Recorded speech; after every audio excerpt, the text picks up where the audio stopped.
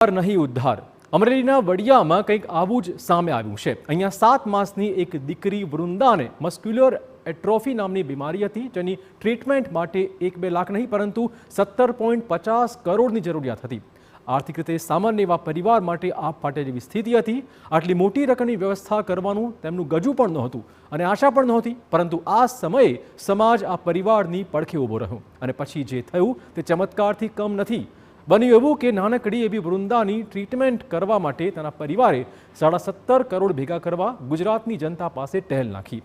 આ દીકરીને જાણે આખા પાટીદાર સમાજે અને અન્ય સમાજે પણ દત્તક લીધી હોય તેમ અનેક દાતાઓએ મન મૂકીને દાન આપ્યું। કેટલીક રકમ મુખ્યમંત્રી રાહત ફંડમાંથી મળી અને કેટલીક શાળાના બાળકોએ પણ પોતાનાથી બનતું નાનકડું દાન પણ કર્યું અને લોકોની સખાવત આશીર્વાદ રંગ લાવ્યા। આખરે 7 મહિનાની વૃંદાની મુંબઈની પીડી હિન્દુજા નેશનલ હોસ્પિટલમાં ટ્રીટમેન્ટ થઈ અને પરિવારની આંખોમાં છલકાયા હરખના આંસુ। બહુ જ ખુશીનો આનંદનો દિવસ છે અમારો। એ ધન્ય છે અમારે દાતાઓની, દીકરીની આશીર્વાદ આપનારની, બધા જ દેવી દેવતાઓ જેટલાય એમને સપોર્ટ કર્યો છે બધાનો હું ખૂબ ખૂબ આભાર માનું છું।